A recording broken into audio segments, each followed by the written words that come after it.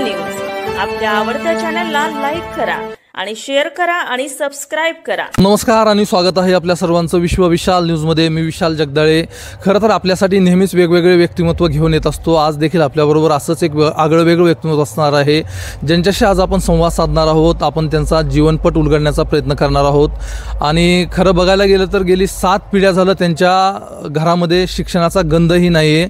आणि आज त्यांना अमेरिकेची युनिव्हर्सिटी ऑफ अमेरिकेची डिलीट ही पदवी प्राप्त झालेली आहे। अशा मारुती अभिमान लोंढे सर यांच्याशी आपण संवाद साधणार आहोत। आणि ते धाराशिव येथील रामकृष्ण परमहंस महाविद्यालयामध्ये प्राध्यापक म्हणून कार्यरत आहेत। सर, तुमचं विश्व विशाल न्यूजमध्ये खूप खूप स्वागत आहे। नमस्कार, धन्यवाद। आणि तुम्हाला खरं तर खूप खूप शुभेच्छा आहेत।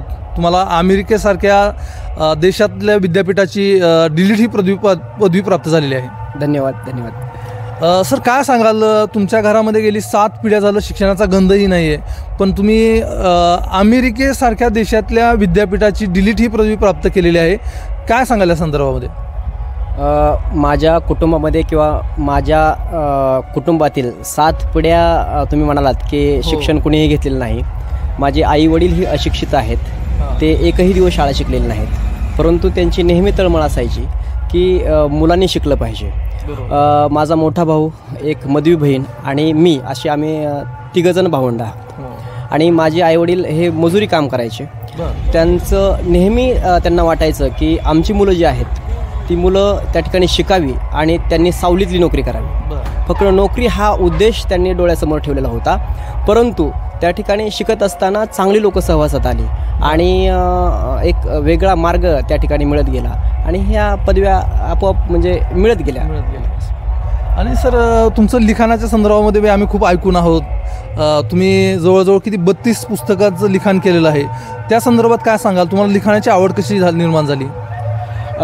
मी कॉलेज करत असताना म्हणजे प्राथमिक शिक्षणाचं मी तुम्हाला जर सांगितलं तर 1ली ते 4थीपर्यंतचं शिक्षण माझ्या मूळ गावी झालं, लोणी, तालुका माढा, जिल्हा सोलापूर। आणि तिथून 5वी ते 10वीपर्यंतचं शिक्षण रोपळे आणि मुंगशी या ठिकाणी झालं। ज्या वर्षी मी 10वीला होतो तेव्हा मला एक अपेक्षित प्रश्नसंच असतो प्रश्नपत्रिकेचा, ते मी माझ्या भावाला मागितलेला होता आणि मी हट्ट केला की मला आजच्या आज ते पाहिजे म्हणून। आणि मग भाऊ हा फॅब्रिकेशनचं काम करायचा। त्यांनी काय केलं की रात्री 11 वाजता मला तो संच आणून दिला होता। आणि तेव्हापासून मी ठरवलं की नाही, आपले आईवडील एवढे काबाड कष्ट करतायत, आपला भाऊ एवढं या ठिकाणी कष्ट करतोय, तर आपण त्या ठिकाणी शिकलंच पाहिजे। आणि नंतर मग BA MA करत असताना प्राध्यापक प्रमोद शाह म्हणून कुर्डवाडीचे हे माझ्या संपर्कात आले, मी त्यांच्या संपर्कात आलो आणि सरांच्यामुळं त्या ठिकाणी मला लिखाणाची गोडी लागली। आणि सर हे एक चांगले लेखक आहेत, अर्थतज्ञ आहेत आणि त्यांच्यामुळं त्या ठिकाणी मला लिखाणामध्ये एक वेगळं म्हणजे लिखाणाची सवय लागली आणि मी पुस्तकं लिहित गेलो। आणि तेव्हापासून तुम्ही लिखाण करत आहात आणि आज एक चांगल्या पद्धतीचे लेखक प्राध्यापक म्हणून तुम्ही आज नावारूपाला येत आहे।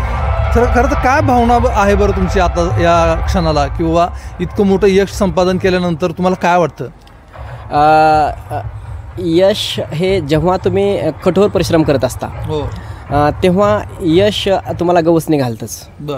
तुमच्या कामावर, कर्तृत्वावर तुमचा विश्वास असला पाहिजे, यश आपोआप येतंच। यशाला यावंच लागतं आणि त्यासाठी त्या ठिकाणी आपण प्रयत्न केले पाहिजेत। आणि एक टार्गेट, आपण कोणत्याही माणसाने एक टार्गेट ठेवावं। आता मला कधीच वाटलं नाही की मी अशिक्षित कुटुंबातला वगैरे आहे, कारण का मी अशिक्षित कुटुंबातला असतो। माझे आईवडील जरी मजूर असले किंवा ते एकही दिवस शाळेत गेलेले नसले तरीसुद्धा ते शिक्षणाबद्दल त्यांची भावना जी आहे ती आपली मुलं शिकली पाहिजेत आणि जे सुशिक्षित लोक विचार करतायत त्याच्यापेक्षा ते पुढचा विचार करत होते।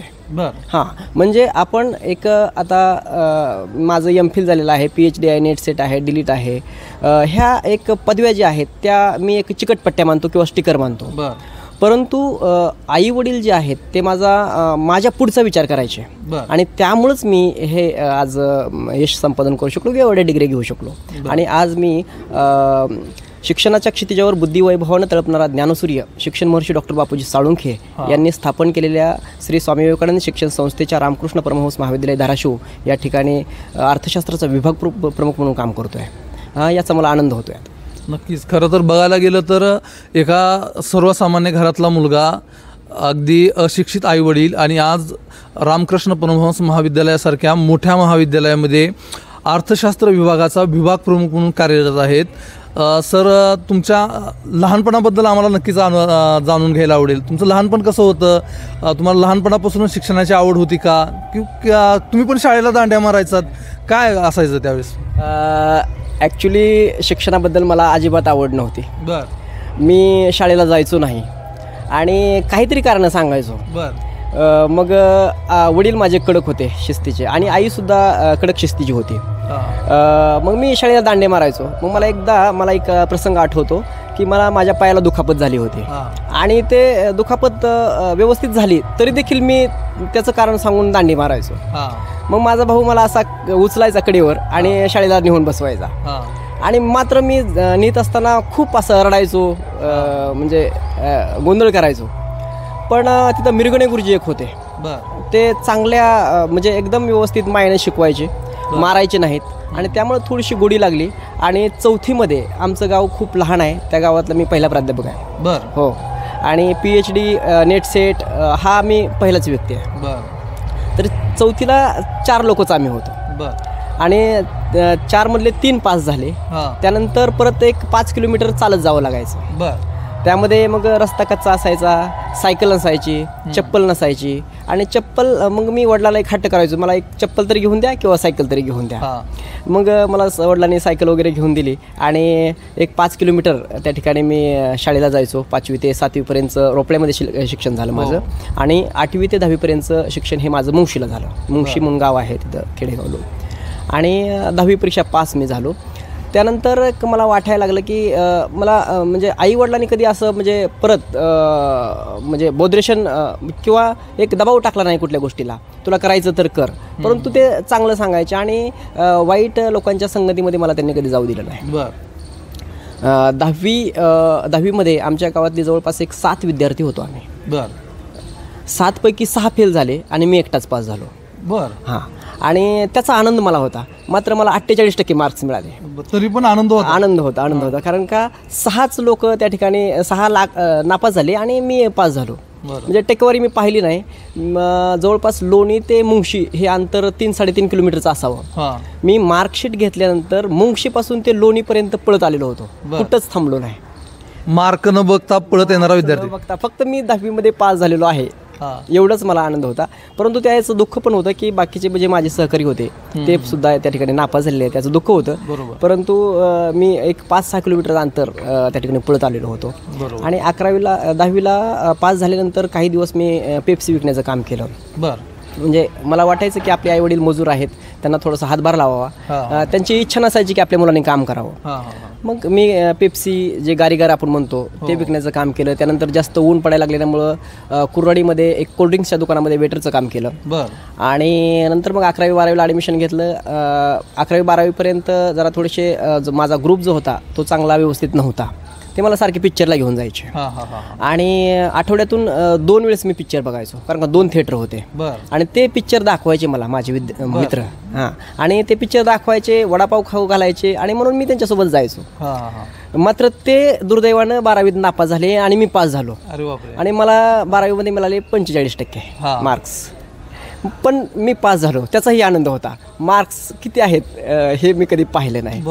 आणि नंतर BA फर्स्ट इयरला ॲडमिशन घेतल्यानंतर मात्र ग्रुप चांगला मिळाला. NCCमध्ये गेलो. NCC चा कॅडेट असल्यामुळं मला केस वगैरे व्यवस्थित कट करावे लागले, कापावे लागले. कारण का डॉक्टर BK खंडागळे म्हणून तिथे एक मेजर जे होते, शिस्तीचे होते. अगदी सेविंग करून केस वगैरे व्यवस्थित कापून इन्शर्ट करून शूज घालून पायामध्ये यावं लागायचं.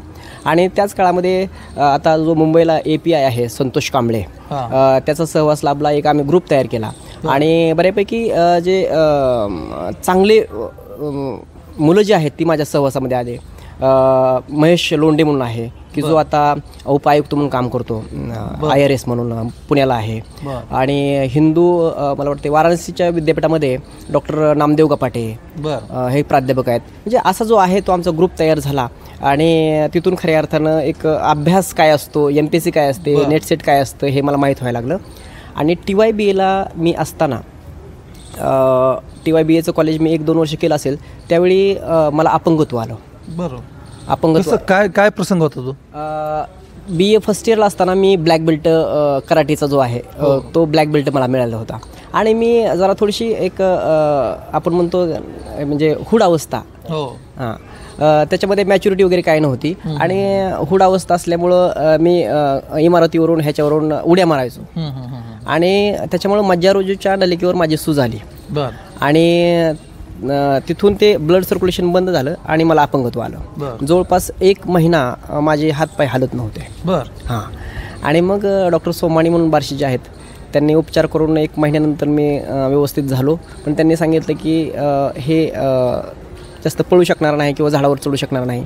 पण मी परत चांगला प्रयत्न केला, रनिंग करायला लागलो, व्यायाम करायला लागलो, आता झाडावर चढतो, काही करतो. आणि मग मात्र मी विचार केला की आपण कराटे शिकलेलो आहोत, आपल्याला म्हणजे माझे पाय अनेक लोकांना लागलेले आहेत, पण आता पायागालाच अपंगत्व आल्यामुळे आता हे आपल्याला कष्टाचं काम होणार नाही.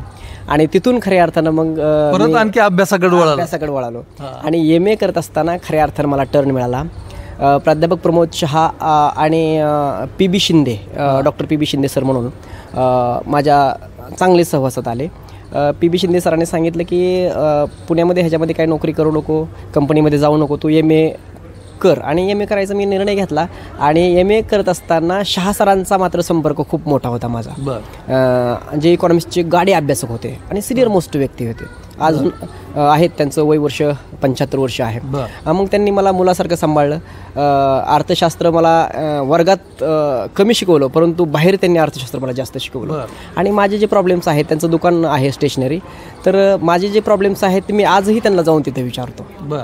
आणि ते लेखक होते, पुस्तक लिहायचे. मग मलाही वाटायचं की शहा सरांसारखं पुस्तक लिहावं. आणि आईवडिलांना मी सांगायचो की शहा सर मला खूप मदत करतायत, म्हणजे वारंवार मला सांगतायत. तर मला वडील एकदा म्हणाले होते की जर शहा सर तुला मदत करत असतील, आपण एवढं गरीब असताना जर ती व्यक्ती तुला जवळ घेत असेल, तर तू सुद्धा शहा सरांसारखाच मोठा प्राध्यापक हो आणि गरिबांच्या पोरांना तू शिकव. आणि म्हणून मी तेव्हापासून मी ठरवलं की मला प्राध्यापक व्हायचं आहे. आणि मग नेट सेट नावाची परीक्षा असते, ती परीक्षा मी सलग 5 वेळा पास झालो. हां. आणि त्यानंतर मग नेट सेट पास होऊन सुद्धा थोडंसं एक प्रक्रिया जी असते, जाहिरात येणं आणि त्यानंतर परत मग सिलेक्शन होणं, त्यामध्ये माझा बराचसा वेळ गेला. आणि परत मग प्राध्यापक होतो की नाही असं माझ्या मनामध्ये शंका निर्माण झाली. परत मी नेट सेट वगैरे सगळं मी बंद करून ठेवलं. आता म्हणलं प्राध्यापकाची नोकरी करायची नाही. आणि मग पुण्यामध्ये गेलो. पुण्यामध्ये गेल्यानंतर मी MPSCची काही पुस्तकं विकत घेतली. ते पुस्तकाला डिस्काउंट मी मागत होतो, त्यांना 20% डिस्काउंट मागायचो, ते मला 10% म्हणायचे. आणि त्याच्या बोलण्यातून मला समजलं की या व्यक्तीला थोडंसं पुस्तकातलं माहीत आहे. मग ते म्हणाले तुम्ही कोण आहात? तर मी ताशिका तत्वावर प्राध्यापक होतो. मग त्यांनी विचारलं की तुम्ही कोण आहात? मी सांगितलं की मी अर्थशास्त्राचा प्राध्यापक आहे आणि माझं पण एक पुस्तक येत आहे, असं मी त्यांना खोटं सांगितलं होतं. आणि मग ते म्हणाले की आमच्याकडे पुस्तक तुम्ही का लिहित नाही? मग तेव्हा माझा पहिला प्रश्न होता की तुम्ही पैसे किती देणार? कारण का माझा पैशाशी संघर्ष सुरू होता तेव्हा. कारण का 2280 रुपये मला ताशिका तत्वावर महिन्याचे मिळायचे CHBला. CHB म्हणजे क्लॉक हॉवर बेसिक. आणि मग मी त्यांना पैसे विचारले, तर ते म्हणाले की तुम्हाला पैसे आम्ही लमसम देतो, बऱ्यापैकी 20,000 रुपये देतो म्हणाले. आणि मग मी 15 दिवसामध्ये त्यांना एक पुस्तक, माझं अर्थशास्त्रीय मूलभूत घटक म्हणून एक पुस्तक आहे, ते पहिलं पुस्तक मी लिहिलं. तर 3 महिन्यामध्ये 1000 कॉपी त्या महाराष्ट्रामध्ये विकल्या गेल्या होत्या. आणि 6 महिन्यामध्ये जवळपास 8 टायटल माझे काढले होते. आणि त्याच काळामध्ये शिक्षकतज्ञ आणि रत्नपारखी डॉक्टर अशोक करांडे साहेब ते माझ्या सहवासात आले. म्हणजे त्यांच्या मी सहवासात गेलो. मी ताशिका तत्वावर नागठाणे या ठिकाणी जॉईन झालो होतो. आणि तिथे ते संस्थेचे सहसचिव होते प्रशासन. उच्चारशास्त्रामध्ये PhD करणारे पहिले भारतीय होते ते. हो. मग ते कधी कधी आम्हाला म्हणजे जे नवीन मुलं आहेत त्यांना सांगायचे की हे जिथपर्यंत आपल्याला दिसतंय तिथपर्यंत आपण क्षितिज म्हणतो. आणि 99% लोक तिथपर्यंत पाहतात. आणि त्याच्या पलीकडे 1%च लोक पाहतात. बरं. आणि त्या 1% आपण असलं पाहिजे. 100%. आणि ते साहेबांचे जे वाक्य आहे ती मला आजही मी लक्षात घेतलं आणि त्या 1% जाण्याचा आपण नेहमी प्रयत्न केला पाहिजे असं मी तेव्हाच 2012 ताशिका तत्त्वावर असताना ते विचार केला. आणि तिथून खऱ्या अर्थानं माझं एक पुस्तक आलं की कारंडे साहेब सारखं कौतुक करायचे, कुठं शोधनिबंध माझा प्रकाशित झाला की ते कौतुक करायचे. आणि त्यामुळे मोठ्या लोकांनी जर आपलं कौतुक केलं तर गती वाढत असते. बरोबर. मग हे जी मोठी माणसं आहेत, प्राध्यापक अशोक करांडे सर असतील, प्राचार्य अशोक करांडे सर असतील, किंवा प्राध्यापक प्रमोद शहा सर असतील, डॉक्टर BK खंडागळे सर असतील, PB शिंदे सर असतील, हे माझ्या आयुष्यामध्ये आले आणि आयुष्यच बदलून गेलं. खरं तर आयुष्य बदलण्यासाठी आपल्या आयुष्यामध्ये काही व्यक्तिमत्व येणं पण तेवढंच आवश्यक असतं. आणि ते व्यक्तिमत्व तुम्हाला त्या त्या काळामध्ये भेटत गेली आणि त्यामुळं तुमचं पूर्ण आयुष्यच बदलून गेलं असं म्हणलं तरी हरकत नाही आहे. बरं, आता मला हे विचारावं असं वाटतं आहे की आपण क्षितिज जो बघतो, जिथपर्यंत क्षितिज बघतो तिथपर्यंत 99% लोक पाहतात. त्या 1% म्हणजे त्याच्या पुढे पाहिजे तो 1% असतो असं तुम्ही म्हटलात. तर आता त्या 1% तुम्ही आहात का तो प्रवास चालू आहे, काय सांगाल तुम्ही? 1% तर मी निश्चितच नाही, कारण तेवढा अजून तर नाहीच आहे. कारण का तिथपर्यंत मी पोहोचू शकतो का नाही हे माहीत नाही. परंतु जेव्हा मोठे लोक तुमच्या सहवासामध्ये येतात, मोठी माणसं आपल्या सहवासामध्ये येत असतात, तेव्हा मात्र आपण पण कधी मोठं होतो हे सांगता येत नाही. कारण संत संगती म्हणतात ना, म्हणजे आपली संगत जी असते ती खूप महत्त्वाची असते. आणि हे चांगल्या लोकांचा सहवास मला मिळाल्यामुळंच माझ्या परिस्थितीची कधी जाणीव झाली नाही.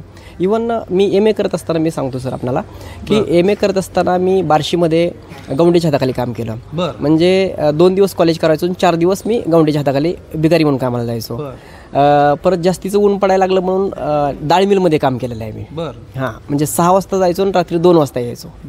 म्हणजे रात्रपाळीनं काम केलं.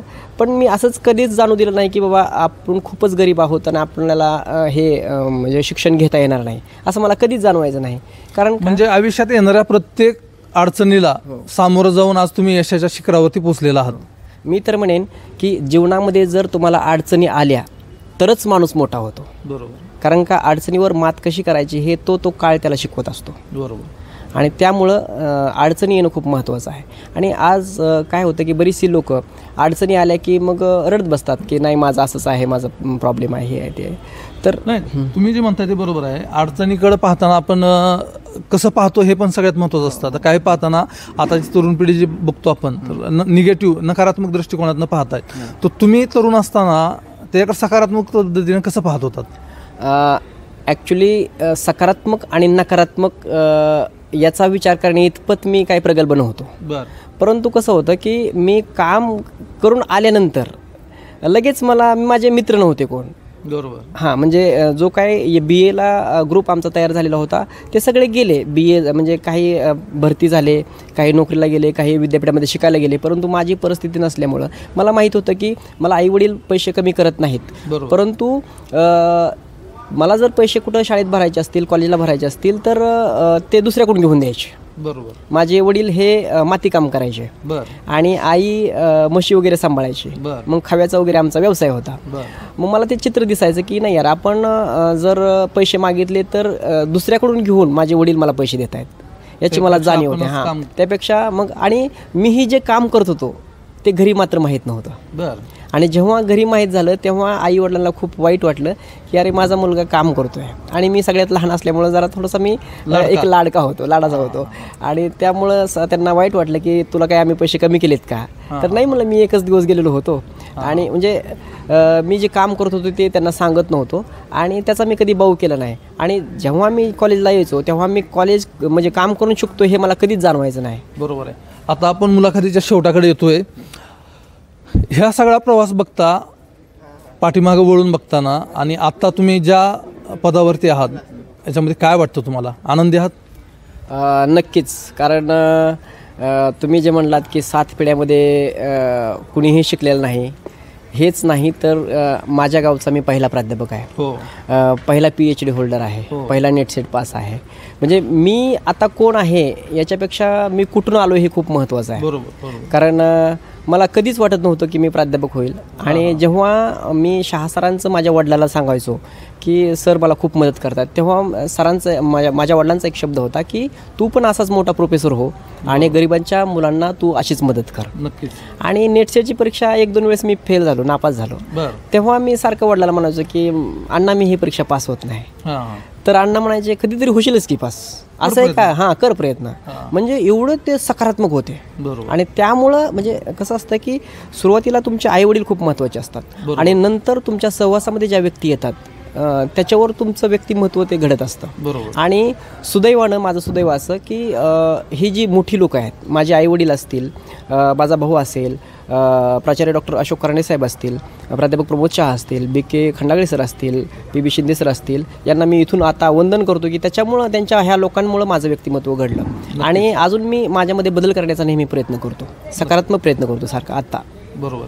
खरं तर आपल्या आयुष्यामध्ये आपण कुणाबरोबर आहोत हे सगळ्यात महत्त्वाचं असतं आणि आपण चांगल्या व्यक्तिमत्वाच्या जर सहवासामध्ये असतो तर आपलंसुद्धा जीवन उज्ज्वल होतं, आपलं पण आयुष्याला एक वेगळी कलाटणी भेटते, असं आपल्याला डॉक्टर लोंढे सरांच्या शी संवाद साधताना आपल्याला लक्षात आलेलं आहे. सर, खरं तर तुम्ही अतिशय छान असा संवाद साधत आहात. तुम्ही तुमचा जीवनामध्ये आलेला चढउतार आम्हाला सांगत आहात आणि अतिशय प्रेरणादायी असा तुमचा प्रवास आहे. सर, तुम्ही रामकृष्ण परमहंस महाविद्यालय धाराशिव येथे आल्यानंतर आपल्या आयुष्यामध्ये काय बदल झाला आणि आताचं आयुष्य कशा पद्धतीनं आपलं चालू आहे? रामकृष्ण परमहंस महाविद्यालय हे श्री स्वामी विवेकानंद शिक्षण संस्थेचं पहिलं महाविद्यालय आहे आणि खूप मोठं महाविद्यालय आहे. मराठवाड्यातलं DBT स्टार कॉलेज असणारं पहिलं महाविद्यालय आहे आणि एकमेव महाविद्यालय आहे. आणि इथं प्राचार्य डॉक्टर जयसिंगराव देशमुख साहेब आहेत. ते कडक शिस्तीचे आहेत आणि त्यांना काम म्हणजे कामच पाहिजे. बरोबर. काम हाच कामाचा गुरु आहे असं ते नेहमी मानतात. बरोबर. आणि त्यांच्या हाताखाली काम करणं म्हणजे तेवढं सोपं नाही. कडक शिस्तीचे आहेत. पण जे चांगलं काम करतायत त्यांना ते खूप प्रोत्साहन देतात. खूप प्रोत्साहन देतात. आणि थोडंसं तुम्ही चांगलं काम केलं तर शाबासकी देणं, इतरांच्या पुढे त्यांचं कौतुक करणं हे साहेबांचं काम आहे. आणि त्यामुळं रामकृष्ण परमहंस महाविद्यालयामध्ये आल्यानंतर माझ्या कामाची गती खूप वाढली आणि सरांनी थोड्याशा वेगवेगळ्या जबाबदाऱ्या माझ्यावर दिल्या. आता इथं मी प्रसिद्धी प्रमुख आहे. तर मी कधी माझ्या आयुष्यामध्ये एक बातमी मी पूर्ण कधी वाचली नाही, परंतु महाविद्यालयाच्या बातम्या मी महाविद्यालयाच्या आता आज मी लिहितो. म्हणजे वेगवेगळे पैलू जे आहेत ती अशी मोठी माणसं जी आहेत. आता साहेबांनी खरं तर मी नेहमी साहेबांना म्हणतो की माझ्यासारख्या गारगोटीच्या खड्याला हिऱ्याचं मूल्य प्राप्त करून देणारे एकमेव रत्नपारखी म्हणजे प्राचार्य डॉक्टर जयसिंगराव देशमुख आहेत. म्हणजे अनेक प्रकारच्या म्हणजे त्यांनी मला पैलू पाडले थोडक्यात आणि जबाबदाऱ्या दिल्या आणि बऱ्यापैकी माझी गती जी आहे ती रामकृष्ण परमहंस महाविद्यालयामध्ये कामाची वाढलेली आहे, माझी कार्यक्षमता वाढलेली आहे. बरोबर. याचं सर्व श्रेय मात्र प्राचार्य साहेबांना जातं. नक्कीच. सर, तुम्ही आमच्याशी संवाद साधला त्याबद्दल आपलं मनापासून आभार व्यक्त करतो आणि सगळ्यात महत्त्वाची गोष्ट म्हणजे तुम्हाला खूप खूप शुभेच्छा आहेत तुमच्या भावी आयुष्यासाठी. तुम्हाला आणखी यश प्राप्त हो, तुमच्या लिखाणाची धार आणखी वृद्धिंगत हो अशा शुभेच्छा देतो आणि इथं थांबूयात आपण.